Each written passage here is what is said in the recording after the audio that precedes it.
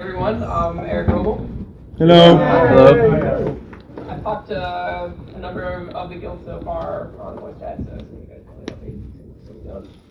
I'm in charge of gameplay, which is supporting the abilities as well as additional systems behind them, such as blocking, sprinting, ultimate generation, and nerf vampire.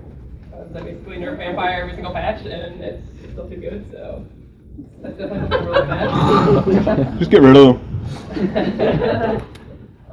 And the presentation would be sort of a one-two knockout punch because you also get itemization. So a lot of information. I'll try to get through it pretty quickly so that you guys get to a question. So the number one thing we're focused on right now is build diversity. And specifically, we're looking at addressing this through buffing abilities and not through nerfing abilities. In general, try to avoid nerfing abilities as much as possible. Sometimes some abilities are just end up being so powerful, especially when you can stack them with different other abilities that it just completely breaks the game, so we have to nerf things. But in general, going forward, we've gotten a lot of momentum that we're just going to be pretty much buffing abilities as much as possible. So in particular, one of the goals is that stamina and magic abilities can do equivalent damage. Right now, magic abilities are sort of ahead on that, and everyone's all like, yeah, you just wear light armor and you have a staff and you do more damage than anything else is possible right now. Additionally, we don't want one weapon to be the primary way of increasing your damage. Specifically, there was the issue where everyone was running around with restoration staffs because you got the 10% damage bonus with every single ability, and it's like, our intent wasn't that the staff that heals you is also the staff that does the most damage, because it's like, why ever use any other weapon in the game, right? So that's a change we made recently. That's gonna build diversity. And lastly, the niche sort of abilities that are only useful in a very specific situation, such as the fighter guild abilities. We want those abilities to be really good, since you're not going to be using them a lot of the time. So you get in a situation that's really hard, so you're like, let me switch over and use this ability that's really good for this situation. So we want those to be appropriately powerful, since they're not going to be used all the time. And overall, we're going to be doing a pass where there's a lot of abilities that sort of are falling below the threshold of usefulness. So we just want to bring there's abilities that are really good, and instead of bringing them down, we want to bring not as useful abilities up. So the first major effort we made with this was weapon abilities, and you'll be seeing these updates in these changes in the next major update.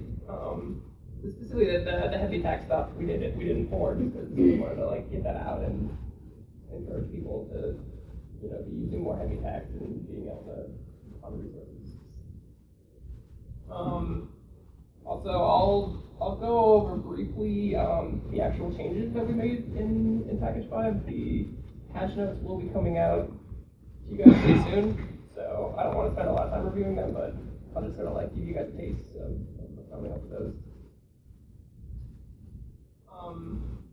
And then lastly, kind of just to sort of reiterate the point that's really important, is that we want magic and stamina abilities to be competitive in terms of the highest possible damage per second. There shouldn't be this is always better than this weapon, or this build is always better than someone running around with a destruction staff, something like that. Also, we're planning on adding some new ABA abilities. This will be going in the future, so if you guys have any sort of ideas or input, we would love to hear it. But here's sort of the rough idea of what we're planning on adding. We want to add an AoE damage ability that's sort of in the theme of the ABA ability, which is hitting a massive number of targets and being really good against a huge clump of people. This ability would be a cast time ability. So it's got more of this sort of like risk versus reward of this is going to do a huge amount of damage if I can get it off, but there's a lot of people running around with interrupts and stuff, so I need to sort of like tactically use it from the right position where people can't find me or have people in my group distracting the enemy so they don't see me casting it. Also, we don't have a lot of stealth detection, interplay between like this guy can do this ability and then this guy can do this ability.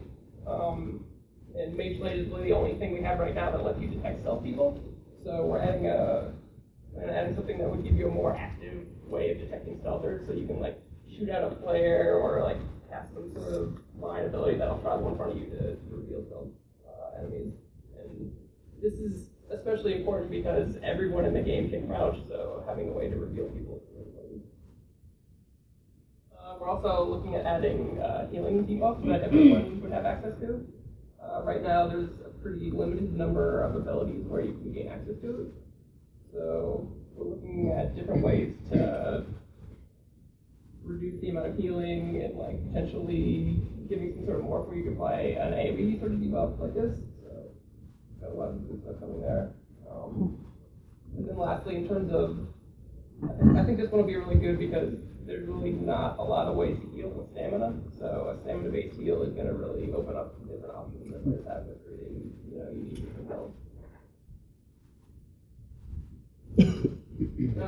So right now the ultimate generation it's very inconsistent. There's some builds where you're playing like a tank character, so you're not attacking very much. You have really low critical strike. So your ultimate generation is kind of here. There's what the average sort of DPSer can do, because they are using all attack abilities instead of defensive abilities. And then there's sort of like the extreme cases up here where people are using fast ticking dots and they also have a high amount of ultimate, so they're just, getting ticked really, really quickly. So the goal is to sort of bring everything closer to a median point, so that there isn't a huge discrepancy of like some people are just like firing off ultimates all over the place, and some people they're like, they'll go through an entire fight and even use an ultimate, like an entire boss fight or something like that. Additionally, to sort of promote build diversity within ultimates, something we did in one of the previous patches was make it so that ultimates now look at your highest stat. So if your magic is higher, it'll scale off your magicka, and if your stamina is higher, it'll scale off your stamina. And as well the spell power versus the weapon damage. The one thing that's not being looked at right now is critical strike, so I want to get that in there too, just to fully sort of promote the fact that any build can use ultimate abilities and they'll be more powerful. So I actually have the 30-page document that you guys were nice enough to provide for me. I read through all that last night. I did my homework. Thank you. And there's a lot of really good suggestions in there. And a big sort of initiative we're taking on is updating all of the lesser used class abilities to promote build diversity. So there's a lot of stuff. An example I'll use to help cement that is like the Knife Blade Haste ability. Because of light attack weaving, that ability just ends up not being very useful in pretty much every build. So that's an example, but we're going to go through every single ability and every single morph and make sure this is a valid choice of like, some people might take this morph, some people might take this morph, they're good in different situations, and that everything is going to be useful and real powerful. And in general, like I've said before, the plan is sort of to bump up the lesser used ones and not sort of the most powerful ones that people really like. Additionally, in this pass, there's a number of synergy abilities that just aren't sort of worth your time of pressing the button. They're not worth the global cooldown, or they're not worth the time it takes to channel the ability, like the charge astronaut, for example. So we're going to be reevaluating every single synergy ability to make sure that like you want to do it when it comes up, and not like, oh god, this synergy, and now it's just like sitting in front of my face the whole time, and like I wanted it to go away, so maybe I'll press X, but that's not actually, an action I want to take with my character. In addition to this change, what we want to do is make synergy use more contextual, and there are a couple of examples of this in the game right now, and I think they are working really well. For example, the Blood Altar ability, the synergy for you to heal yourself only pops up when you're at low health. So you don't constantly have this press X in your face all the time that would do nothing at all. Additionally, the Templar's AoE healing ability, it has a synergy that lets you purge yourself and remove a negative effect from yourself. That synergy only pops up when you actually have a negative effect on your character, so it's not a synergy that's sort of sitting around, sort of like eating up room where you could be doing another synergy that you actually want to. And a potential solution that we have talked about this for synergies is like you could pop up a radial menu so you can select what synergy you want to use, but that's gonna disrupt the flow of gameplay. And like we want you to be like in the world looking at like the cool artwork and the monsters and trying to like avoid it, effects and hit guys instead of trying to mess with UI elements. So some changes we're looking at in the future for contextual synergy usage is basically just to reduce the number of press X prompts that you have available at a certain time. So the Storm Astronaut, for example, it has a pretty large radius for activating the synergy. So just shrinking down that radius to a really small area around the astronaut means that people will only get that synergy prompt if they're interested in using the synergy. So you actually have to like run right up to the astronaut and then press the button. Instead of I'm just standing here, in melee combat hitting a dude and then someone drops the astronaut and now I keep getting the synergy opportunity.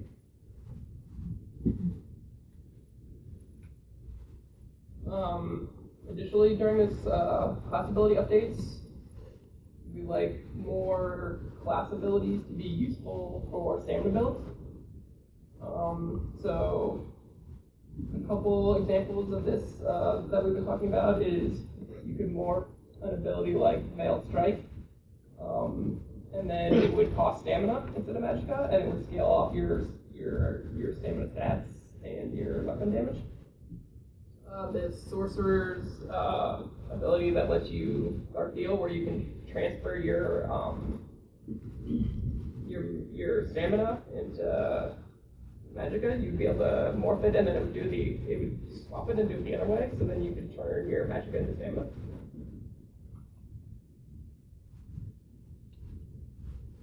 And then there's some just sort of general changes we want to make overall to the system. First off is making it more understandable what stats modify what abilities. Because right now you're like, wait, does this ability use melee critical strike or spell critical strike? Because it's technically like a spell and it costs magicka, but I have to stand in melee range to hit the guy. So we're going to be cleaning that all up in a more easy to understand and concise manner. So if it costs magicka, it scales off your spell power and it uses your spell crit. And if it costs stamina, it scales off your weapon damage and it uses your weapon crit.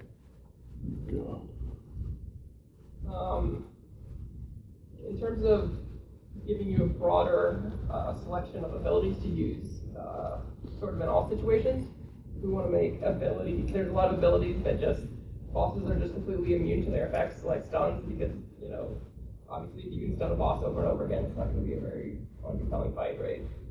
So, but we do want to make abilities that provide a stun or, immobilize or whatever to have some function in those fights. So we're looking at adding a specific benefit for each specific ability. So, for example, the Dragon Knight's Stone Fist, when you use it against the boss, instead of stunning the boss, it would give you bonus armor.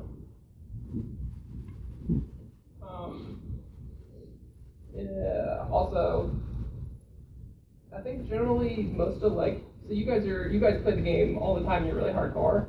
So I think most of the abilities you guys have figured out just because, you'll go in with a spreadsheet and test different abilities in different situations and you sort of understand everything that's going on. But particularly for the less hardcore people, doing a little bit of clarity pass just to make sure everything is really clear and easy to understand is going to help a lot. And then even if you are hardcore, like, there's probably a couple things that are still not 100% clear, so that's something we're going to be working on with very fast.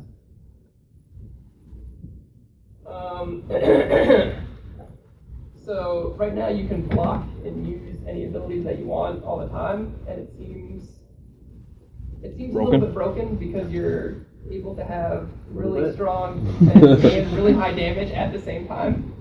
And we specifically did that so that block would feel responsive, so that whenever someone was, activating a big heavy attack or they were shooting a projectile, that you could at the last minute be like, no, let me put my shield up, and it would stop that attack. However, we want there to be a trade-off of like, I'm using defensive stuff, so I'm dealing less damage, or I'm going to have less defenses, and I'm going to be activating my abilities right now. So, okay. It's all red up here. It's not red over there, so that's good. I might have do I have like a red illuminating glow right now? Yeah. It's not because I'm evil. Okay, don't worry, everything's fine.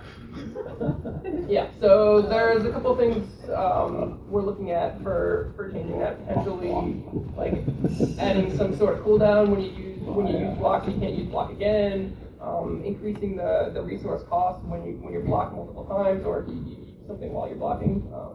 There's a couple different things that we're looking at, but it's definitely a problem we're aware of. We're working on. Yeah, Eric, an idea on that might be that if you for the perma blockers, if you have block up for, let's say, more than a second or 1.5 Yeah, it has like an increased cost. Yeah, it really starts depleting the stamina. Yep, absolutely. That'll take care of it. So AoE target cap. Right now in ABA, the most effective strategy is to just get as many people as you can, all standing, clumped together in a tight location. Spam impulse. And then just like move as a pack, and like any sort of AoE damage will just be distributed throughout the people in your group, and it's easy to heal that. That's not the gameplay we want. More what we're looking for is that when you see a big group of people, you want to do an AoE on those people, and it's gonna be effective, and they do not want to get hit by AoEs. So that's why we're going to be updating the number of targets that you can hit with AoE abilities. There's definitely a lot of considerations to doing this, because if I can go in and cast an AoE and it hits 100 people, you're like, oh, well, I do that twice and I have my full ultimate bar, right? Additionally, if you can apply secondary effects like stuns, and I can run in and do an AoE stun and hit 100 people, and then like my friend, can do an AoE stun as soon as the CC immunity wears off, like that's not gonna be very fun either. The server definitely has a lot more calculations, and it's got to update damage numbers to see how many people are getting hit every time. And additionally, there's PvE balance concerns as well as PvE, especially if like heals could hit an increased number of people. So the solution we're looking at for this, we're still playing with numbers on exactly how many people you would be able to hit with AoEs, and we're looking at damage fall off,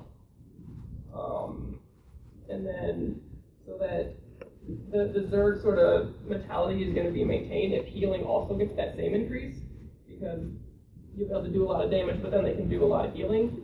So we're going to be keeping healing at 6 targets, but then any AoE ability is not going to be capped in that way, so you'll be able to do significantly more damage with AoE damage. So this will sort of create a situation where people kind of want to spread out more tactically in like groups of 6 and spread themselves. So you're not just like a huge, big, massive ball, so it's going to require a lot more communication and strategy and tactics. Hey, Eric, can you just clarify real quick? You said sort of area of effect where are you talking about like a very central, like high damage area, and then the further it goes out, that damage dissipates, or am I misinterpreting what you're saying?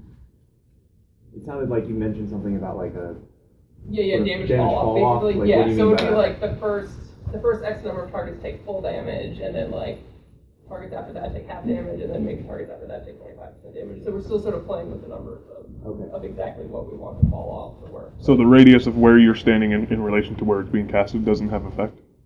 It would be the 6 closest targets to you Okay. would take the most damage, and then targets who were further away would take less damage.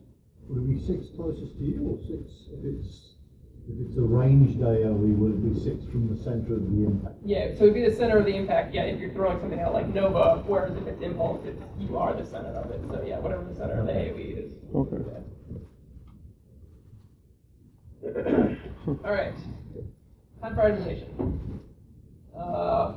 Let me finish everything, and then you can ask questions about gameplay or itemization or something else random that maybe I'll be able to answer. I got everything you need. Why is this guy blue? All right, so we've come up with a new thing for itemization, some undaunted monster helms. Basically, the concept behind these is that you kill a boss in a veteran dungeon, and then you get to take its power. So you'll kill the boss, and you have a chance to get a helm that looks like the head of the boss. And this also will tie in with the new Undaunted repeatable quests. You'll be able to complete those and get the shoulder piece from the boss. And then when you have those 2 items, it's basically a set that gives you power similar to the boss. We couldn't actually give you like a 1-for-1 corresponding power that a boss had, because like a boss might have something where you cast like an AoE stun that does 5,000 damage, and we didn't want to give you that sort of ability, or the boss has some sort of like channel thing where the boss is not doing anything, just standing there, and then it like lifts up the player and stuns them for a really long time.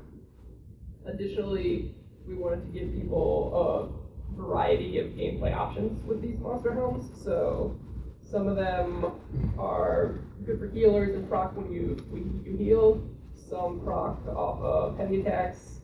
Some proc off like when you get hit, and they'll give you a defensive buff or buff your party. And then there's a number of damage options as well, talking like when you do damage or more sort of niche things like when you have deal damage with a ticking effect.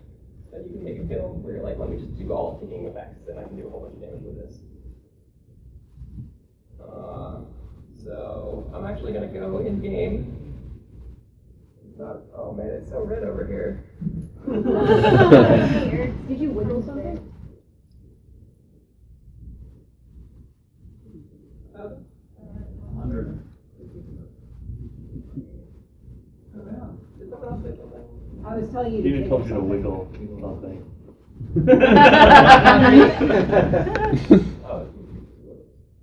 Yeah, I know. This has been happening for a while.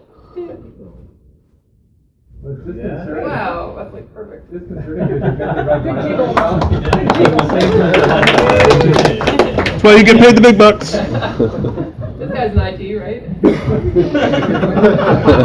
Get that man a raise. Oh no, the underbelly. Our test area. Yeah, this is the test zone. You'll notice it just like it comes off in random places. I want to go there. Real. Yeah, it's good. Bring out plan to everyone. If you have complaints, right here. Yeah, exactly. Amazing. It'll kill you too. You need to read your emails, man. So I wanted to show off some of the monster masks as well as some of the changes that we made to the abilities here. So let me talk about the skills first. I'm gonna go with go for two-handed first. With Cleave, we increase the initial damage that you deal with Cleave, so it's more in line with Impulse.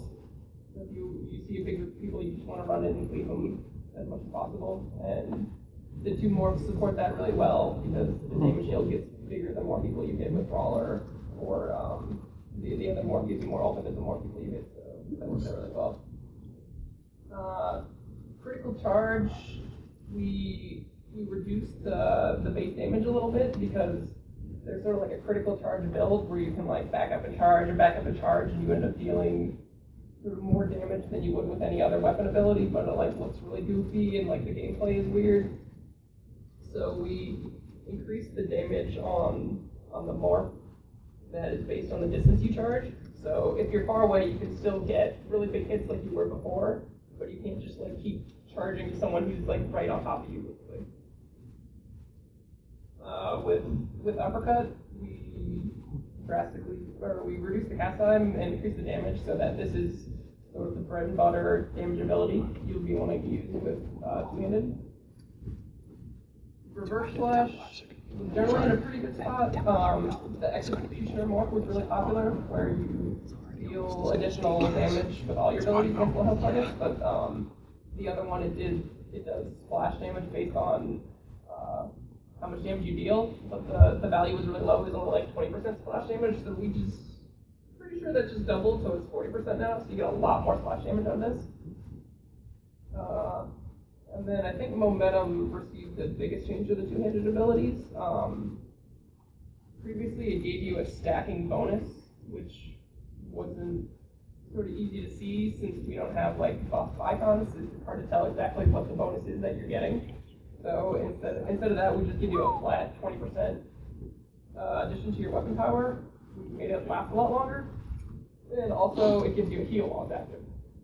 Because a lot of times, as a two-handed guy, you're right there in the thick of the action, you know, getting hit by incidental damage, potentially with AoEs and stuff. So that just gets you heal the whole time it's going. And the morph, which gave you a heal at the very end, it was great. I like the idea of it a lot, but you're like, well, I need to be healed, but I have to wait another 10 seconds for the ability to finish and actually be activated, and then we increase the duration further, so the problem was being complicated further. So with that morph now, the strength increases the longer the ability is active, and then at any time you can press momentum to sort of refresh the buff, and it'll give you that heal instantly. So the longer you wait, the bigger the heal you'll get. And when it falls off naturally, you'll get like a really big heal, but anytime you can sort of like cash it in for a heal. Forceful, we just made, since two-hand is about doing AoE damage, we just doubled the number of targets that you can hit with forceful, so it'll do splash damage to 2 targets instead of 1. And then the last change we made is, this used to be Arcane Fighter, where it would increase the proc chance of things, which didn't really felt like it was thematically appropriate for two-handed. It felt more like a destruction staff kind of ability, so we just took that out and came up with a new thing that works off heavy attacks. And this is particularly more potent now since that you get standard back when you use heavy attacks together.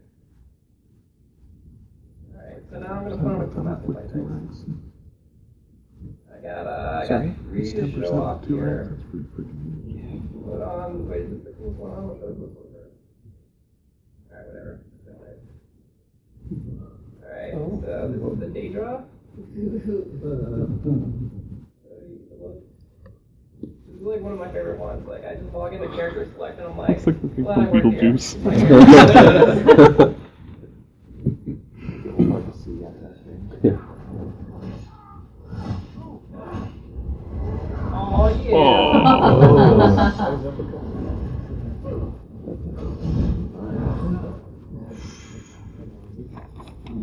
How long does this last? Does that? Alright, we found the bug. Take the Good job. conversation prompt up there. Thanks, glad you guys are here. This is already working out really well. Bet you has a better conversation than your banner. Yeah, so that's obviously not supposed to be on there. Yeah, so when you get one of any of these, you just get a 1-piece set bonus just for finding it. And then when you get 2 pieces for all these sets, that's when you get the cool set bonus. This one, it's a chance when you use lighter heavy attacks to summon that Daedra, and he goes around and beats people up with you. What is it? Heals? This one looks like a Spider Daedra. And this one procs off and has a chance to go on your heavy attacks. Start on in here with the heavy attack.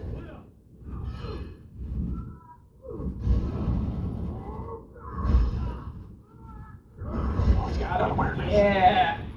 So that one summons a spider web. I'll fight some more guys just to show that one a little better. It summons spider web that snares the enemies and it deals damage over time to anything in the area.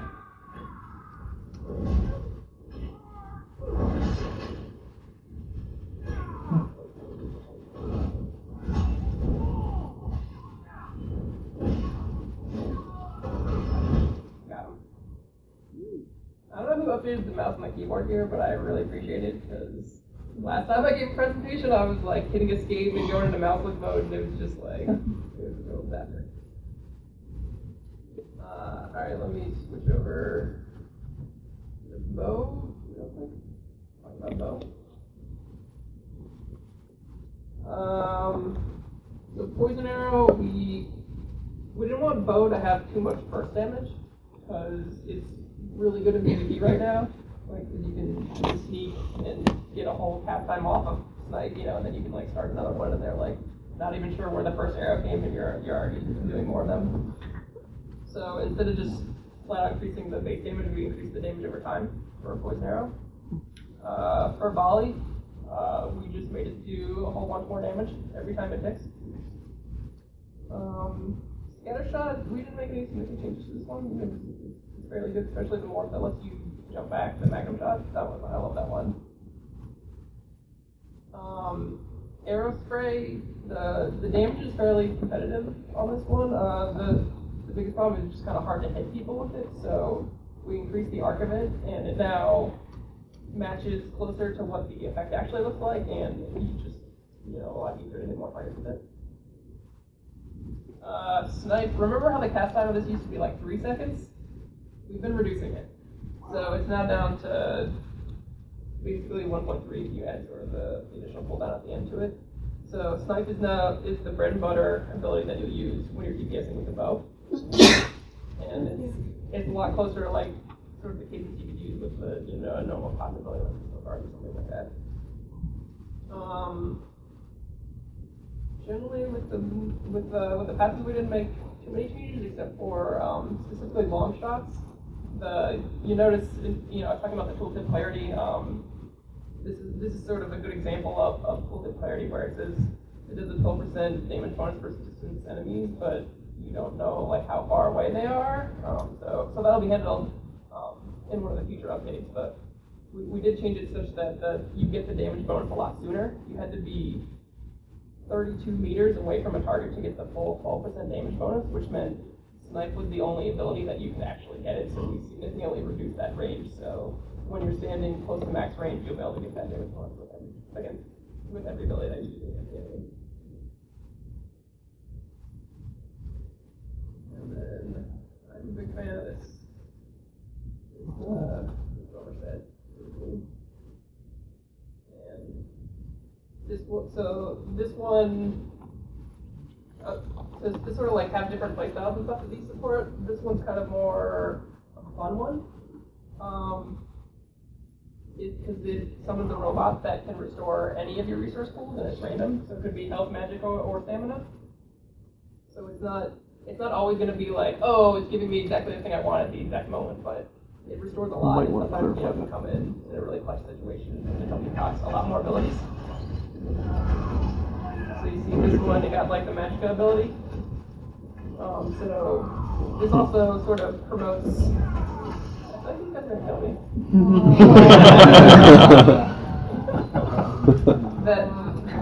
that there are concerns with talking while you're playing. Facilities designer appropriate. All right, let me play more like you would actually play with a bow. So let me like sneak up on this guy. Yeah, now you're in trouble. And so this set, it procs off any ability usage. So in particular, this one's really good to have if you're doing a sort of hybrid build where you have Magicka and Stamina, because then no matter which robot gets summoned, you'll be able to utilize what resource he's giving you. And he procs off of any ability usage. Yeah, I'm just playing this like two-hander, which is why it's like not going great. I'm just like running up and meleeing him with my bow. I'm actually not this bad. Learn to play, Eric. Drink more water. Alright, just let me take a sip real quick. Alright, there we go. Let's do this.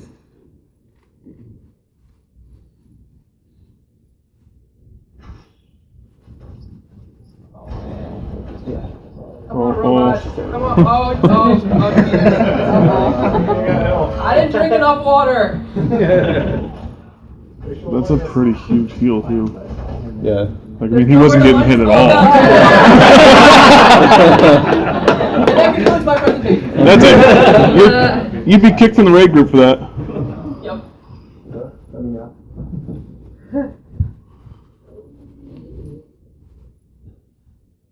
Alright, so yeah. That's an example of some of the monster masking. Yes, they all have cool procs like that where they'll summon something or make you summon a meteor that does a whole bunch of damage, all kinds of cool stuff like that. So there's one of those that will be dropping in every veteran dungeon coming up in package 5. And then next on our list is to do all the normal dungeons too. There's significantly more normal dungeons, so we'll be working on that. And I have Maybe not. just sort of some concept art of some of the maps of the normal dungeons coming up, but I didn't want to give you too much excitement all at once, so the pictures are later. Alright, so I want to talk about just sort of some changes that are kind of minor, but I feel like they go a long way for certain different reasons. Coming up in package 5, we adjusted the gold drop rates. The total amount of gold that's dropped is going to be the same, but the distribution is going to be different. So instead of every time you kill a humanoid and it always drops 1 gold, now sometimes you'll kill a humanoid and it won't drop any gold, or it'll drop a random amount. So there's going to be a lot more variety and diversity in the gold drop rates, because it seems kind of unlikely that you would kill 200 monsters and they will all have exactly 1 gold in their pocket. So it just sort of, it makes it feel more immersive, like something that would actually happen to a person instead of like reminding you that you're playing a simulation. Minimum wage in Tamriel is 93. At least one of those guys would have 2 gold because he took 1 gold from one of the other dudes who had 1 gold. Additionally, on the gold stuff, put gold in the rewards for the worthy from the ABA bags, because in ABA you're killing people all the time, but you can't actually loot their corpse the way you would for a monster. So this was to help offset that. Just make it so we can loot them. I'll take their gear. We have talked about that. There's certain concerns that would sort of like break the flow of combat, because then instead of fighting stuff, you're just like running around the ground like picking up the whole time. And then another big thing I wanted to talk about with itemization is sort of the role of crafting and how it's working with sort of the new tiers of gear that we come out with. Right now, as soon as we release veteran 14 gear, veteran rank 15 gear, you can just craft pretty much everything instantly, because you had all the ore saved up, and you had all the crafting materials you needed ready to go, and then sort of like incrementally rewarded for playing the content. You're like, well, I basically I got all my gear, like I'm good to go now. So in the future with the champion system, we're looking at making either each time we increase the veteran rank, there's a new type of ore that you need to craft that material, or there's a new sort of booster you would need to craft each piece, so then you would need to fight different bosses, within the new content, and sort of encourage people to experience that and go out and fight different things to be able to make their full set of gear. So there's a number of traits that are underperforming right now. There's a couple that are really popular and really powerful, and then there's some that end up being not quite as useful and beneficial as we were hoping for. And also, I hope you guys weren't expecting to not see any spreadsheets in a gameplay presentation, because you were sorely mistaken. It's not a game without spreadsheets. So specifically, this little diagram over here is talking about ornate and intricate. We want these items to influence your behavior and for you to be excited about it. Like, oh, I got an ornate item, great, let me go sell it. Or I got an intricate item, I really want to deconstruct this and get the inspiration, instead of like, yeah, I guess I'll just sell this because it doesn't actually give me that much of a bonus, especially when I have 60 different items in my inventory that I'm dealing with. And one other point with that is that most of the stuff with ornate that drops is usually white or green quality, so it wasn't giving you, it was only giving you like 125% increased sell value, which isn't a huge increase bonus, so with Go ornate for the and gold infant, gear now. we updated the numbers for both of them, so you just get a lot more gold or a lot more inspiration when you get these items. So, or you can collect them. Is it really worth that much Additionally, money? with reinforced, that was another trade where it was just really underperforming and not as useful as some of the other stats. So basically, just almost double the value that you get from this trade, and those new values now match what we expect the values to be for the champion system for how useful this trade is. So we're sort of laying some of the groundwork for champion systems. It is such a big change to so many systems. It's great we can do any of that stuff now. Hey, what's up? He wasn't interested in this. Oh, this isn't my office. Exploration is another one that's not quite working the way we want to. Is not quite as useful. Certainly, some of the changes we're making, like when you're leveling a veteran character now, you're getting experience points and veteran points. That's one of the changes that's coming up. So that will make exploration more useful. But generally, you've explored most of the stuff, and exploration rewards you for putting on a full set of exploration and then just running around a whole bunch and not fighting any monsters, and then taking it all off.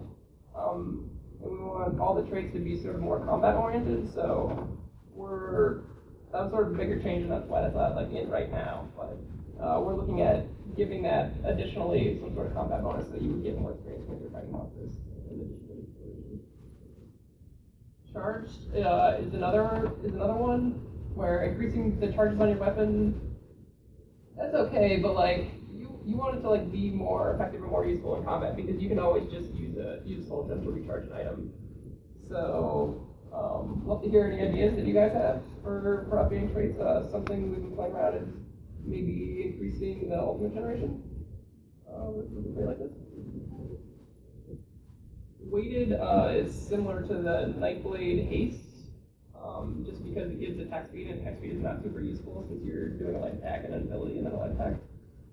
So we're looking at changing the way that haste works in general, such that it reduces the cooldown of your abilities. So then you can use abilities more frequently, so you'd be doing more damage, but you'd also be expending resources more quickly. So then you would sort of be able to create a unique type of haste build where you're using things that give you resources back, but then you're spending the resources really quickly. The last one on the list is sharpened. I realized there was a bug where sharpened just completely reduced all the mitigation of the monsters to 0. That was obviously not intended.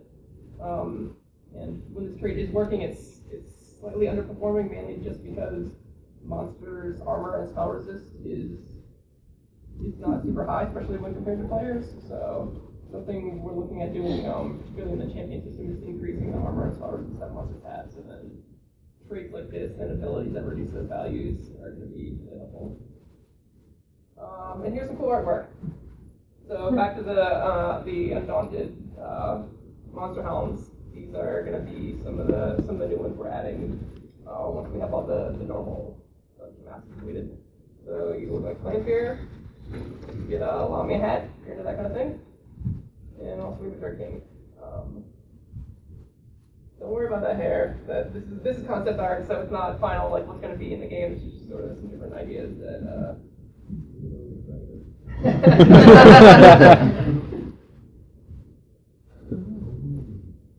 Oh, he's pretty. So some of the new item sets coming up in package 5. Day 5? Yeah. So the veteran City of Ash ones, which is the new dungeon that's coming, there'll be more information on that, but those are focusing on the use of heavy attacks for both tanks and light and medium DPS users. So give you different bonuses to that. The Undaunted sets are focusing on rewarding you for having a hybrid sort of build where you mix stamina and magic abilities. And since generally mixing a hybrid of those abilities is going to be less effective because not every ability is sort of scaling off your highest stat then. This set is then more powerful to sort of compensate for that. And it opens up sort of a new different style of gameplay that might not have really been efficient or useful previously. Crafting, there's the new one is twice more star set. That's covered in the previous video, but I just wanted to mention it there. Additionally, in the Serpent trial, we added sort of like upgraded versions of the current sets, so they'll have all the same bonuses that they did in addition to a new powerful bonus that increases the previous set one. So, for example, the warrior one that turns you to stone, it reduces the cooldown of that, so it can happen a lot more frequently, and it also gives you a big chunk of ultimate when it procs. So you can, as a tank, you're like, oh man, I'm really low, so now it saves me, and now I can activate my ultimate. Here's some more concept art that we're working on for new AVA armor sets. Additionally, the art on the far right, where it's a whole bunch of like crazy outlandish colors. We do that on every armor set to figure out the tinting. So that determines what the primary and the secondary and stuff like that on the tint looks like. And also that's sort of determination of what different materials the thing is made out of. So like some pieces are like the leather armor and some pieces are the heavy armor. And then those pieces end up looking different also when you apply things to them. The DC symbol in the middle? So the ability altering weapons, I was talking with a guild a couple weeks ago, and and you guys said it was generally pretty cool and you liked them, but they weren't quite worth replacing one of your previous items because the previous items, you're the guy. Yeah, that was great feedback. And yeah, they didn't give any sort of, you had to break a set to do it and then you were losing that bonus. So we made it so that all of these items now give you a bonus equivalent to what a set bonus would be. So we don't always, are able to update and put in feedback right away, but we definitely hear everything you guys are saying and are paying attention to it and are trying to make changes, when we can. So for ability altering weapons, that was sort of a first tier of fourth release where we did the first ability in every skill line. The plan going forward is that we're going to make an ability altering weapon for every single weapon ability in the game. And we're going to have them be visually thematic to different monsters in the world. Somewhat similar to the monster mask, but not quite. You might have a bow that has some harpy feathers on it or something, or you might have, a mace similar to what a troll was using. And that's the thing I just said. If you wanted to see it anyway. Alright, so all the stuff I cover, this is a huge amount of updates. We're changing and updating every single ability to be more powerful, and coming up with all these different new sets, new things like that. But there have been a lot of bugs that took longer to get fixed than we would have liked. So I just wanted to say that on gameplay we were just kind of understaffed. We have more people now, and that's how we're going to be able to get all this stuff done and get it out to you guys quickly. These guys, we got some new people. Joe Blackburn, Hans Larson in the audience. They've been working hard all day long to try and get some of these changes out to you. And then, and especially, so I just wanted to talk about some particularly really problematic abilities and bugs and things that we've been addressing. So, annulment in particular was causing a lot of problems because you would stack the 50% damage reduction from annulment with the vampire's reduced damage taken when you get lower health. So combining those two, when you got low health, you would be taking 80 or more % less damage from all attacks, and you had a damage shield on you as well, so you were sort of basically unkillable. So the update for that is that it no longer gives you that flat out 50% to all damage. But to compensate, I increased the value of the shield by 120% or so, and made it so that it only works on spells. So it's still really effective for what it was particularly designed to do, which is to stop spell damage. But if people then have a counter where they can just use melee attacks and look for the shield and stop it. Are you gonna stop shield stacking as well? Or? So this is why shield stacking was such an issue, is because the 50% damage from annulment applied to every single shield. So you can still use multiple shields and have a big damage shield if you want, but they won't all get like the super annulment bonus basically. So if you have a barrier over an annulment, the barrier won't get the annulment 50% reduction. Exactly. But you still have both of those damage shields and it still absorbs the full damage amount. So you can still like stack them if you want. It's just like not some super overpowered combinatoric. Right? Yeah.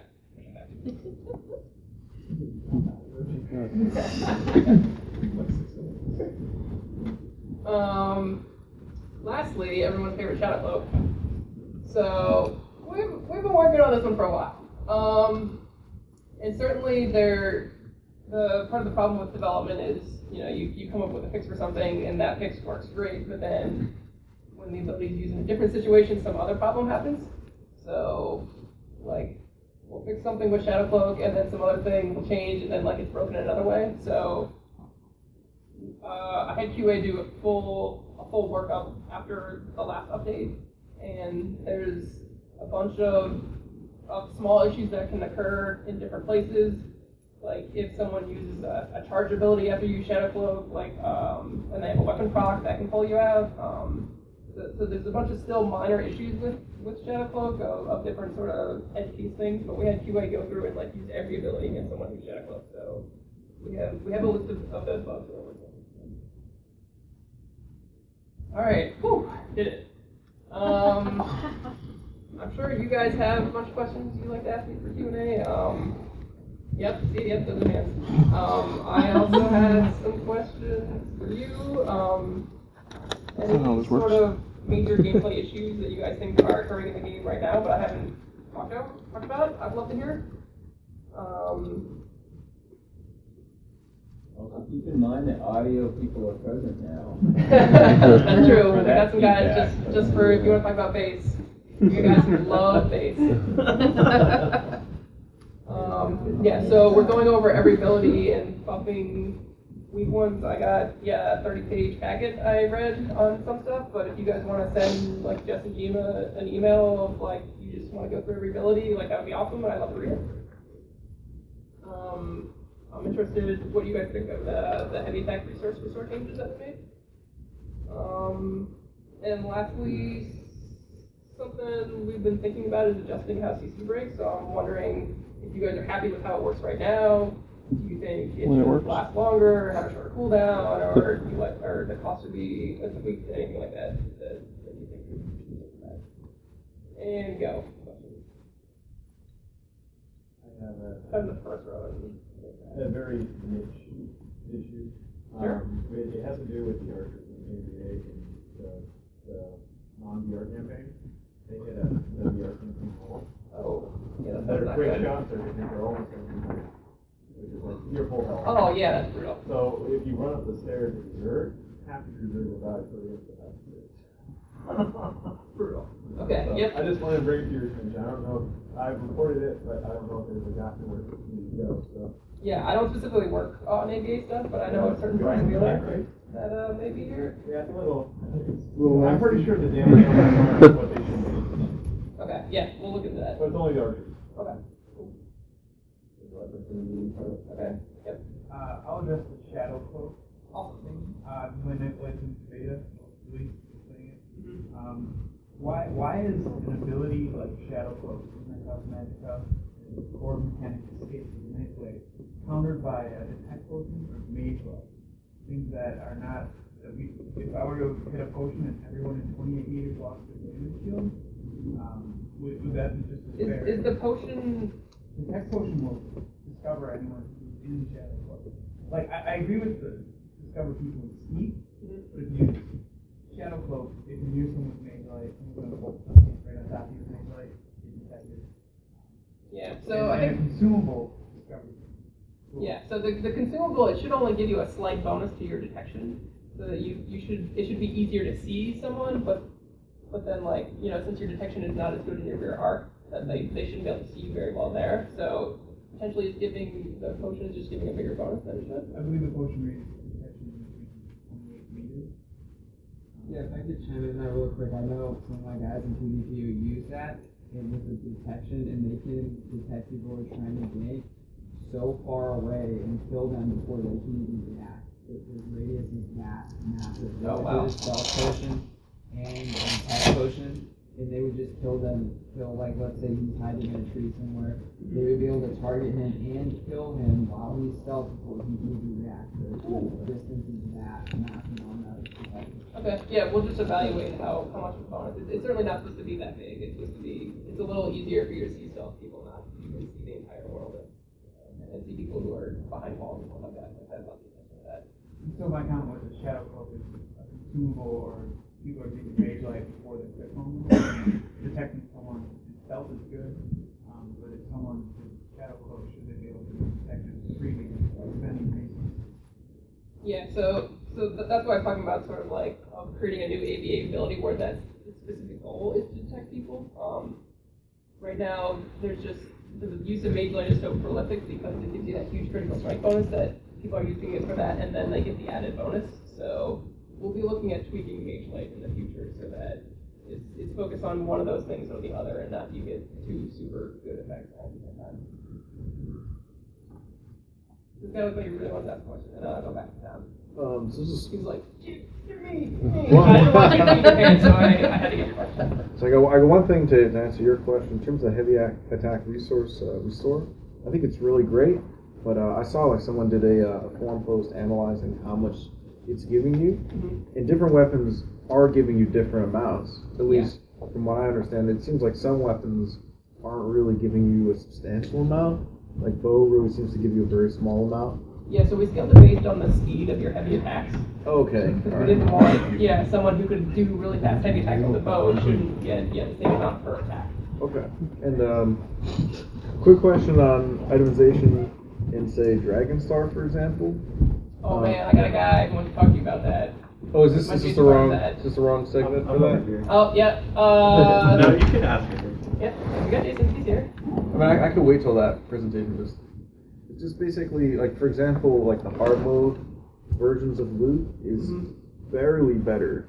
You know, it's like it's so close, and then like you're getting like V13 items in Dragonstar where you can't even get in there until you're E14. Yeah, You know what I mean? we know about that, and we made a bunch of updates, and our good friend Jason will tell you more about that later. Okay. All right. Fair enough. Down here? I have two questions. One related to the CC potential skills. I have a feeling that we are really missing potential skills. We need efficient potential skills. Because everybody can CC break easily. You can also, even if you don't wear the full set of basic armor, you can have the unstoppable skills. So we are completely immune to CC for 10 seconds. And this is leading to a situation where the CC effects are just not efficient at all. And this is a remiss the strategic dimension that CC can bring to PvP, especially. When I was playing in Dark Age of Camelot, that the CC was forcing people to spread out. Otherwise, if they spread out, they were all CC, and then they could very easily. So that's an important strategic dimension to the game, and this is really missing in everyone. I would like to know if there is plan to add this part, important part in the game again. Yeah, so particularly in that game, they had a lot of like AoE CC stuns, which is like fun for the one dude who's using that ability, but then like the 25 people who just got stunned are like not having a good time. So I agree that we want to have some sort of more strategic positioning of different players in terms of spreading out, but instead of doing that with CC, I want to do that with damage on area effect attacks and increasing the caps of damage on the AoE ability can do. Wow. But yeah, I think CC it feels like a little too weak right now, so that's why we're thinking about potentially using this knob to adjust that by making the immunity not last as long or cost a little bit more. So it's like I can get out of it, but I can't get out of every single thing that happens. I agree with you. It's not fun to be CC'd, but you are responsible for not being CC'd if you do the right move at the right time. So if people get CC'd, maybe it's doing something wrong. So you have to move to split, and this is way to control masses. And we don't have this tool, and this is, in my opinion, one of the reasons why you can see huge black balls, in Cyrodiil everywhere. Yeah, if those guys could get AV stun, they would not be off deck and like that. Yeah, definitely. And second question was about the fast itemization. That's difficult topic, Oh, yep, that one comes up. I can understand communication in PvP because when you are about to make a boss encounter, you have to put the right kill for that boss, and that I can understand that. But in PvP, this is just a huge source of frustration because when you are slotting some skill in your bar, you are quite good in some situations. But when you are facing another situation and you don't know in advance which situation you are facing in Cyrodiil, then the skills you have slotted are not the right one, and you know that you will lose the combat just because you don't have the right skill at that moment. And this is why I'm thinking about a huge source of frustration in that case. And don't imagine how many people have just left the game because of that. This is leading to poor gameplay because you were basically only slotting the best skills you can have in the game, and that's all. And I know a lot of people who don't like the attitude not to be able to use the right tool at the right time just because you have this fast limitation. Yeah. So a couple comments on that. First of all, there is the weapon. Part of the reason we have weapon swap when we instant response is that basically doubles the number of different abilities you can use in combat. We do like the fact that you're sort of, when you're going into PvP, you're picking your deck of like these are like the 10 abilities I'm going to be using, and I'm good in some situations, but I'm not good in other situations. And that's part of the reason you want to group with other people and work together, because you can be like, all right, I'm going to be the guy who's really good at detecting stealthers, you're going to be the guy, who's really good at healing, and you're going to be the guy who's good at protecting us. So we kind of want people to have specific roles that they want, and not like I can do everything, like I'm good at everything all the time, so like I don't even need a group of people, right? Something we have been looking at though to sort of like give people more sort of flexibility with different, and just sort of ease of transitioning between different builds is some sort of manager that, like an equip slot manager, where it'd be like when you put on this sword and it changes all your abilities to sword abilities, or it changes all your abilities to bow abilities, so you can make specific loadouts, and then it's easy for you to flip between these different gameplay modes. If you're like, I just fought this guy and he beat me because I didn't have X ability, so let me just swap to this different equipment setup and this weapon. You talked about some niche skills that you would like to have in the game, and I appreciate that. But if these are niche skills, there's no chance that they ever get in my bar. So I talked about specifically buffing those, so that like when you use like this skill that you're carrying around, like it's picking up one of your 10 slots, which is a valuable resource. So like that ability needs to be really good when the right situation arises. So that's why we're going to be looking at all those sort of niche skills that aren't as popular to sort of make them even more useful in this certain situations that they were made for. Yeah, I actually want to kind of like give a counter to that, and that is the fact that. Oh, why did I answer the question? I got people here, man. Very often, I'll find myself wishing, well, I wish I had 7 ability slots, or 8 ability slots, or 10 ability slots. And I realised that the reason I want 7, 8, or 10 ability slots is to make it easy. So if I find myself in this situation, I can handle it. There's the 5 ability slots for me is a great game, kind of like an expanded game of rock, paper, scissors. Whereas if I have 10 ability slots, I can be rock or paper or scissors at any time I want. And for me, the 5 ability slots, frustrating as it is at sometimes, I now have to make that choice between, do I build myself as a full DPS build and not have the things to escape, or do I have, you know, more stuff like concealed weapon to run away fast, and now I'm not doing as much DPS, and so there's more thought that has to go into the style of play that you're going to choose versus just reacting. You have to kind of like in a way be proactive, and so, you know, I want to give that as a counter because I think I don't want that as kind of like the only feedback, even though I agree that it's valid feedback, because a lot of our players in our guild are divided on this as well. Some want 10 abilities or 20 ability slots, and some say, as much as it can be frustrating, 5 is actually perfect, because you get more than that and you start getting to these invulnerable builds kind of thing, where you can either do this or do that, and yeah, absolutely. And you're just standing there. Like it's definitely a hard choice and it's controversial, but yeah, exactly. That's I just wanted to respond to that. Thank you. Second row question.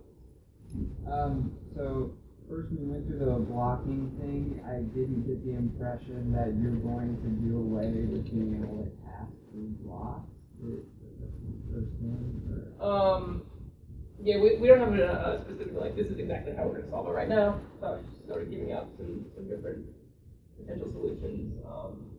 But yeah, we don't want you to be able to have really strong offense and defense, you know, for an extended period of time. But we do want to keep the responsiveness of block. So like it's kind of a situation that there's a bunch of different situations. Like we can make it so that you just couldn't activate an ability while you blocked, but then you could activate the ability and then press block again, and then you'd have to be like going back and forth, and like that would create, you know, a lot of weird things. Okay, and then second thing, I think the heavy attack restore. Why logically does it make sense that you swing a heavy axe and you get more sandbag? Like, whoa, I'm pumped up now. That's awesome. But I think it's a great risk and reward system, especially in DSA. Sometimes I'll time it wrong and do a crystal frag to the face. While I'm doing that, like up here, frag, and on my path. I think that's a good direction. And then thirdly, a lot of my goalies are pushing for selective alt procking. Like maybe instead of a radio menu, have one for utility alt, offensive alt, defensive alt. Because it's always Veil Blades, always proc before everything else, before I want to get to what I want to actually proc. I have to press okay, Veil Blades, okay, I got through that, now I proc what I want to actually proc. Yeah. And that's like something that we have a lot of frustration. Everybody has to proc Veil Blades first before they want to proc all they actually want to do. Yeah. Yeah. So the first thing we're going to be doing is making it so that synergy doesn't pop up all the time. Like maybe that synergy only pops up when you're low health, which is when you would want to run away in stealth, right? Because especially with like the one more play where it gives you the heal too. And yeah, like Veil Blades is really popular. Like the Noble one's not, you know, quite as bad because like only one person can activate it and then it's like done. So that's another thing we could look at for that particular ability is that maybe only one person can activate that, but then the synergy is really powerful for that one person. And sorry, last thing is I've been asking a few people and I know that it's important to you for the definitive answer. Oh man, here it comes. Alright, what do you got? So is Elemental Drain and Pure Armor stacking when you use them? Because that's the only reason I use it in DSA, because you're really impression it's stacked with Elemental Drain and you just keep over this. Elemental Drain and what's the other one? And Pure Armor. You both do the spell resist reduction stack. And you put the two same things on like the box. Right. So we're actually sort of doing sort of like in preparation for champion, we're sort of cleaning up how different buffs and debuffs stacking.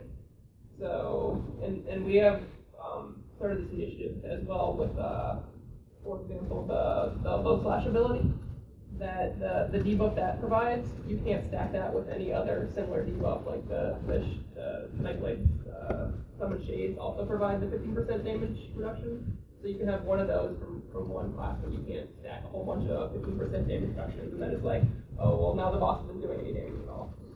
So as of right now, does it stack? I believe it does, but we will be looking at sort of doing, you know, an overall path to cleaning up how to do it. Yeah, thank you. Anyone else in the second row?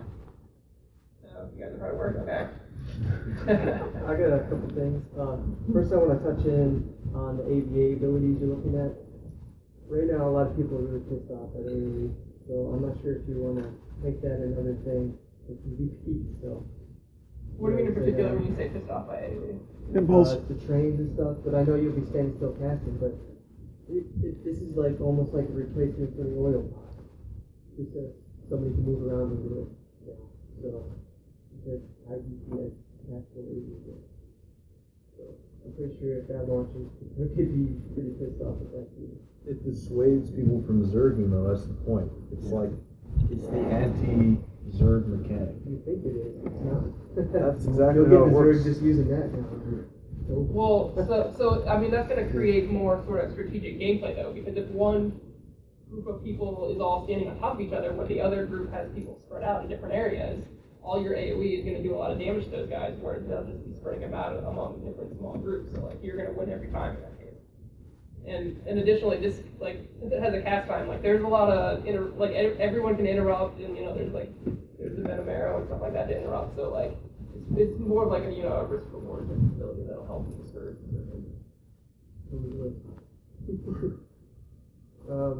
And also, I want to talk about Dragon Knight. Their sustain is like, it's got to be sustained. If their DPS for sustain, because they have you're talking specifically about the battle roar passive, I assume, that every time you activate an ultimate, you get a whole bunch of all your resources again? Yeah, it's like they're nearly unkillable, especially with the reflective scales or green dragon's blood. They got all these spammable abilities. Maybe you can do something you did like with Volcus, have it so if they spam these so many times in 4 seconds. Yeah, like for the reflective one, there's a number of different options, and that one was actually mentioned in that 30-pager write-up, where it almost feels like an ultimate ability right now because it just reflects an infinite number of things, right?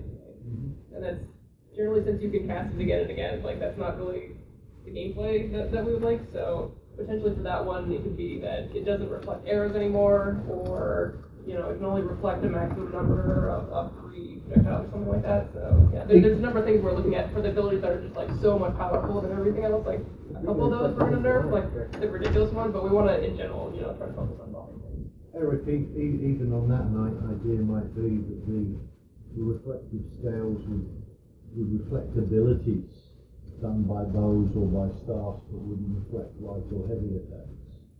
That can be another way around it, but they have kind of like almost this like permanent immunity. Yeah, like nothing at all. Yeah. To it. Yeah, that one. I think it's just a little too powerful on the defensive side. So there's a number of different knobs. This is decision tree for not the Dragon Knight, who can change his skill. Yeah, you have reduced spell cost, and you have such a big mana pool. Oh, okay. That's what's coming up. As a starting as a Dragon Knight, believe me, I can change his skill. Yeah, so that's definitely what we're looking at. Oh wait, we got a second row. We're gonna go back second row. Why can't we have cloaks? Hey, I'm the gameplay guy. I get some itemization now. Yeah, cloaks are cool. There's lag. There's certainly it's pretty hard artistically to make it, move and shimmer and look exactly right, and then you're sort of covering up part of the armor that your character is wearing. So that's more of an artistic call than it is gameplay. So I can't definitively. Yeah, everyone did Coggle. Yeah, we made that decision about, I don't know, you may, if you were involved you may have seen some phases where we actually had them in. Basically, we were doing analysis of the number of phones we could afford while still having the number of people supported on screen that we currently have. And it was basically 2. You have a cloak, and a cloak that has 2 bones doesn't look like what you want it to. It looks ridiculous. And we were just doing analysis of okay, well, what's the amount of work it's going to take, and how many players on screen, and what the performance that we're going to take as a result of that. And it was going to cost us too many players and too much performance in scenarios, so we just made the decision to. An option? No. Yeah, that because we were assuming the base case was going to have to be not that, then it followed the hard decision of, okay, well then also, if it's gonna be an option, we'll have to mass produce a bunch of things for those cases of being turned off. So, we just made that decision very early on, to save ourselves all the production costs and all of the headaches associated with getting that in. And it was hard. It was not a non-controversial decision internally when we made it, but it was one sort of made it really quick. Yes, because you can represent your bird with a feather and a costume. Yeah, you can use items as costume. The feather is a costume. I like my skeleton costume. Then I can use my build. So yeah, we did not do it because we hate cloaks. Okay. And, okay. If like some really awesome server technology comes around in the next couple of years, like maybe we could do that. But yeah, I mean, as of right now, it's just there's performance issues. Okay. I'll come back. You already got a couple, so I'll come back. Yeah. Right. Hey, thanks, Eric. I have just one or two quick comments and then one question. Just comments about what some other folks have said. The first, the gentleman who asked a question about AOE and the role, about CC and the role of CC and CC breaks. I would like to echo that I'm disappointed with sort of the lack of potency of CC, particularly. Because everyone just breaks it instantly, basically. Yeah, it's really ineffective, and some of the abilities that are designed to seem to be like a more meaningful CC, like the prison or petrify or whatever, they're kind of worthless, and it's so easy to get out of CC that I'd really like to see that come back into the game more and have tactical use of CC be something that people consider. Like, even from the PvE angle, nobody cares in Dungeons. No one's like, oh, let's CC this guy. Yeah. That's not something anyone says ever. You CC in Dungeons? You can do that? Yeah, it's not even something that crosses your mind. Don't you just go in and impulse? So that's sort of controller, or that's a tactical type of gameplay that I would love to see be more important. Cool. Yeah, we'll work on that. The other is about AoE caps. I'm really glad to hear that you're considering ways to address the issue. I think that adding more AoE is not a bad thing, and having AoE damage be more effective is not a bad thing. I kind of disagree with the concern about oil pots. I think oil pots are kind of standing in right now as a replacement for player-driven AoE, because player-driven AoE is not effective against large numbers. And so I'm happy to see that. I find the 6-person limit for healing and the 6-person threshold for AoE being fully effective a little confusing, since you've kind of planted your standard on 12 people as like, this is our large group size. Like a Templar or a Resto staff goes into a trial and you've got your group all there, and then my big heal that's an area of effect is only hitting 6 people or 4 people if it's remembrance, which is crazy. And so the tooltips don't indicate that. It just seems like you should be able to heal your trial group if you're in a trial group.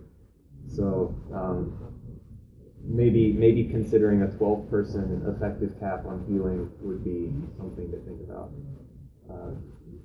Anyways, on to my question. I'm curious about your thoughts on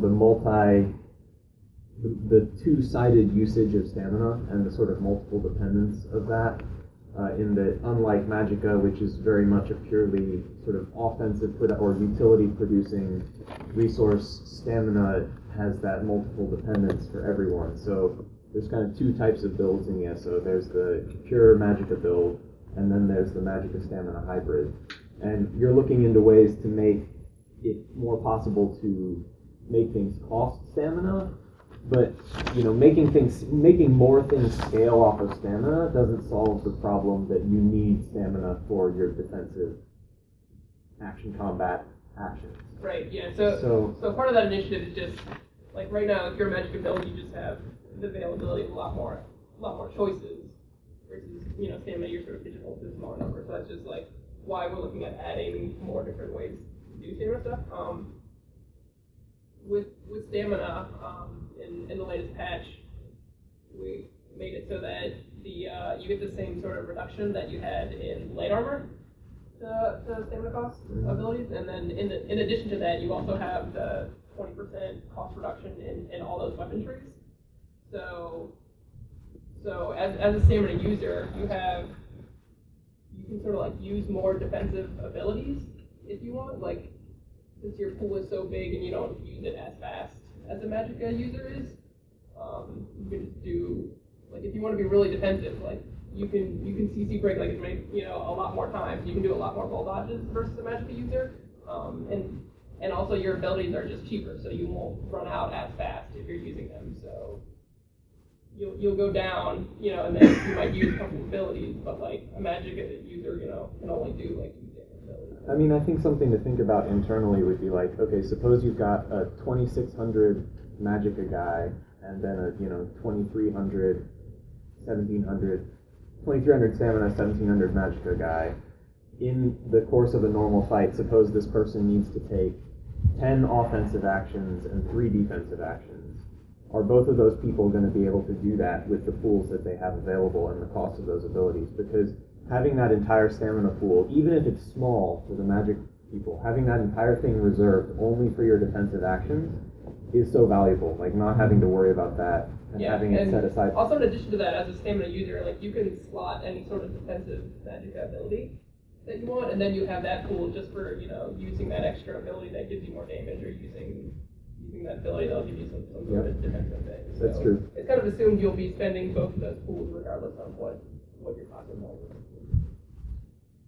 But yeah, it's definitely something we're continuing to evaluate. And that's why we've been, making changes to give you more stamina and more ways to get stamina if you're running out. I've just seen a lot of feedback on the forums about considering those defensive actions as maybe drawing from their own separate pool. I mean, is that something that that's definitely something we've been receptive to or thought about? Yeah, like we may do that in the future, but all right there. I just wanted to comment on what Tropos was saying about healers. If you increase that to 12, I would love you. As a dedicated healer, that would be huge. When you showed the AVA armor, I'm really big into faction pride. Like, I mean, my character has the Daggerfall tattoo on his chest. Sadly, nobody can see it unless I run around shirtless, which happens. Does the armor have the Daggerfall symbol on it? I saw the faction symbol in the center. Is that strictly just on that armor, or is it going to be based on the faction? Yeah, they have the so they have the emblem. Yeah. Okay, that's awesome. Lion on all 3 of those. And then like AD will have the wings and the. Yep, there's faction. Okay, that's awesome. On the you asked for like weaker ability comments. I think healing needs to be looked at. In particular, some abilities just aren't working the way they should. Specifically in PvP, like Shield Ally, it won't go on the person that needs it. It goes on the person who got hit last, which makes... That was actually set up to be a smart heal, so it goes on the lowest health ally. It doesn't always go on the lowest health. It seems to go on the person who got hit last. Okay, and same with mutagen. The intent is it goes to the lowest health. Yeah, and same with mutagen. I have to like spam that like 4 or 5 times to get it on the person I want it on. And I just want to touch on the Undaunted armor, the head and the shoulders. Is there any thought of allowing us to take those pieces of armor to, say, a crafter and change the set bonus if I just want that clan for your head? Because as a healer, I would love to. Modification, right, where you have a really cool look and then you can. Yeah, like as a healer, I would love to walk around with the clan for your head, but I don't really want that bonus. But style-wise, I would love it. Yeah, we don't have any plans for that right now, so I don't want to promise that, but like, that's a really cool thing to add that much people really customize their characters and look the way they want. So, in the future, maybe. You've had your hand up for a while. And then in the back row. I want to talk about itemization of PvP. Right now, I don't have a drive to get anything else. It's probably because it's so powerful. I don't have a pen somewhere. But we need some paradigm. Oh, it's under your seat. So I got all the safety and Right, come and I have 0 drive to go do the PvE stuff either, because it doesn't really pertain to what I want to do. Yeah, so the goals and philosophies of those is that you can get the highest level of gear doing PvP, or you can get the highest level of gear doing, PvE content, like whatever your sort of play style is more attuned to. And there's just some sort of, problems with like crafting that sort of need to get sorted out, but just the general cadence right now of being rewarded with AVA gear. It's like, okay, we have new gear. And you're like, I'll just spend all my AP and buy everything. And you're like, oh, no, what do I do? You know? Maybe you can do something like the champion system where you change the points or something. I think it's a little bit. Yeah, so if we have like a seasonal cap or something like that, so you can only get so much in one season, then you can't carry it over and immediately buy everything. Additionally, something we're talking about is potentially allowing, then when you get to the cap, allowing you to buy different items with your extra AP, so you can buy, different crafting materials or, things that you can sell or potentially use. Because right now, I don't even know what the heck I'm doing. I like killing people. That's pretty much it. All right, I want to support you in all the people that you kill. It's the realm rank. You get the little rank from your ADA. And then only let them buy an item in Yeah. there to roll. Like, yeah, that's pretty good. I mean, that would be easy enough solution, and then you can tier it so that you got your different tier that you can get based on whatever rank you are. Yeah, I mean, then you would kind of need to like reset it every season though, because then once you got really high, you could sort of just buy all the gear. But yeah, something like that is a good idea for a system that would sort of allow you to progress and unlock more gear and stuff. Follow-up question on your own question? Yeah, this is a change the subject to chargers in the game. Like if you get charged by somebody, you get locked down. I brought this up yesterday with the animation guys, because I'm not really sure if it's an animation issue or ability issues at the moment.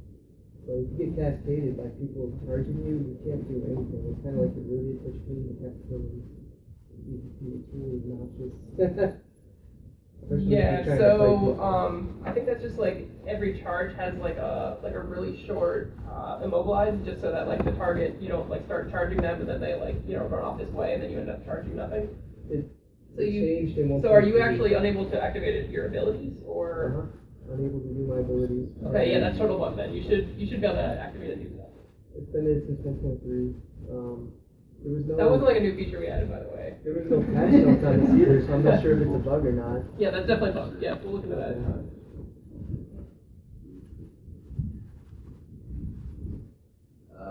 Somewhere in the fourth row. Yeah. I wanted to jump on the healing ultimate, or healing in general, especially the Templar healing ultimate, because it does only hit 4 targets, but it only stays on those 4 targets, and if you've got the 4-second one, or 6-second healing ultimate that you put down, and it's only staying on those 4 people, and it's not changing to the other people that are now taking more damage, and these 4 people that basically get full health after like maybe 1 or 2 seconds, and you've got the rest of your group just slowly starts dying and dying and dying, but you're now stuck channeling the skill. Yeah, so and you can't the now way it's heal supposed them. to work is every tick it should look for the lowest health targets and then put it on them. I looked into the 4 target thing, and the max target is set to 6 on that, so I'll double check just to make sure, but like maybe the effects are only playing on certain targets or something like that. It sounds like there's kind of just some bug with that ability, but it's not quite working exactly as expected. It's already 12:05. We receive lunch. We have There's so many questions. Yeah, I know. Yeah, we can. I think we can take a few more questions after you can join us to have lunch downstairs if you want. Okay. Also, I'm going to the dinner tonight too, so if you guys have questions. Okay. So it's just a warning that we will have to let you go. Could you show the armors again, please? Yeah, sure. Make sure not to take any pictures of these.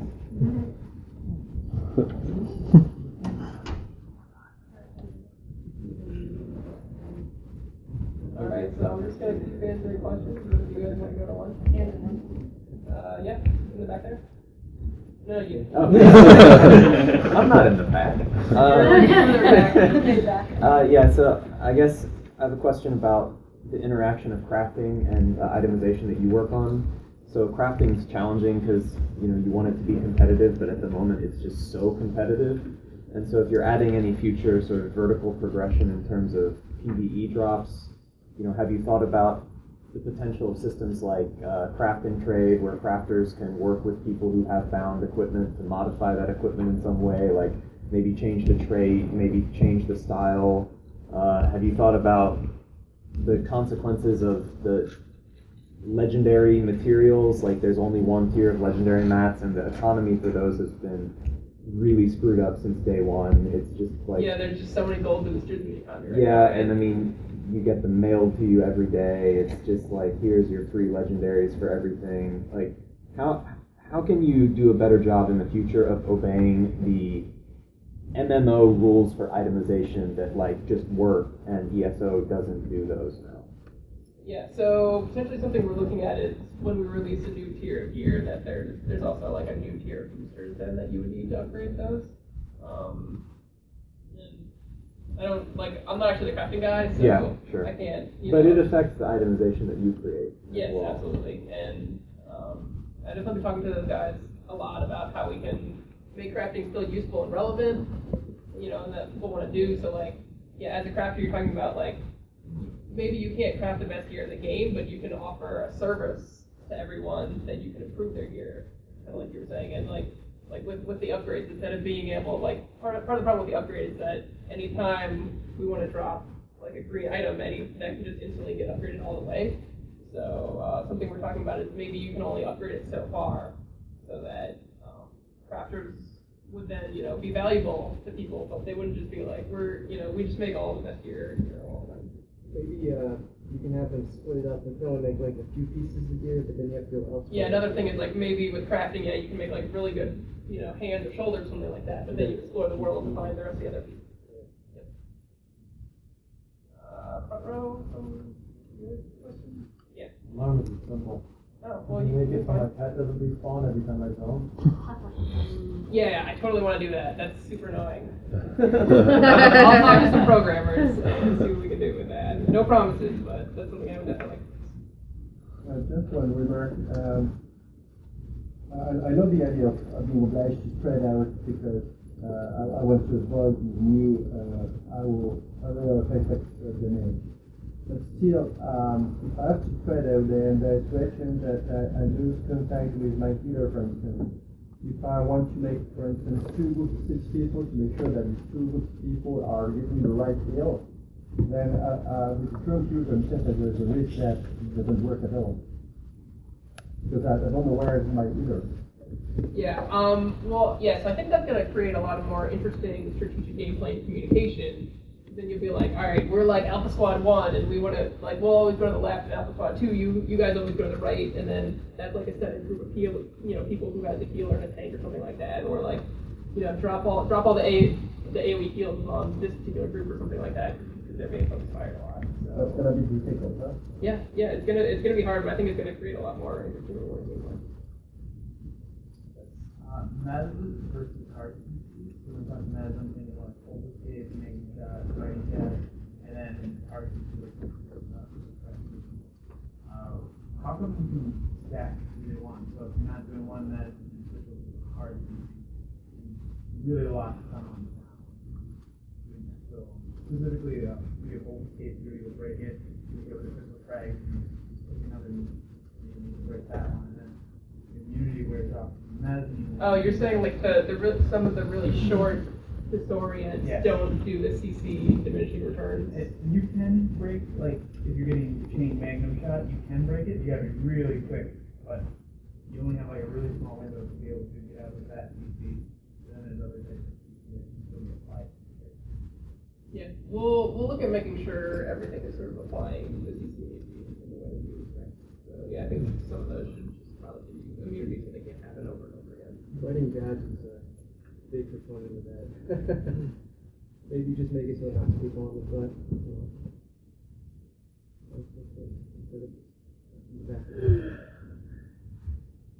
The problem with those little trivial effects, everything giving immunity, is that like the actual CCs that matter. Yeah, that's the exact reason why we didn't just put CC them. immunity on those. So yeah, I kind of like the idea of this provides us more of a stronger effect, but then it'll make the person use it. And then you're like, maybe I'll spread this out, so I'll use it on this guy.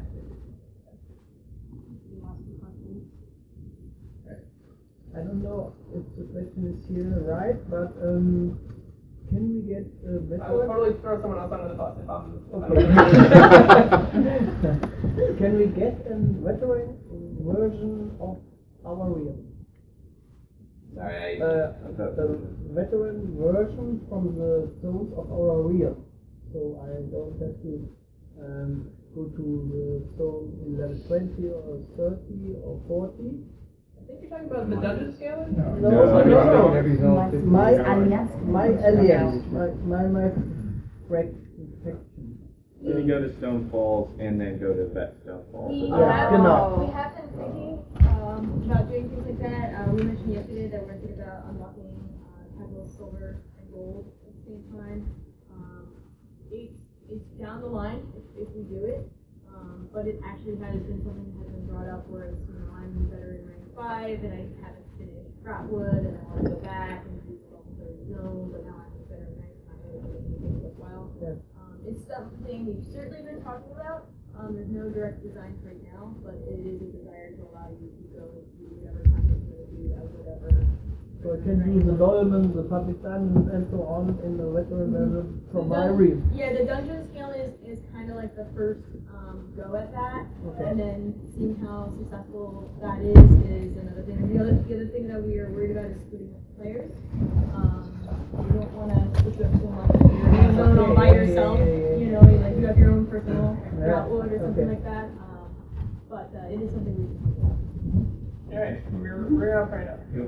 Last question. What are you doing? You work here. Come on. Come on. So,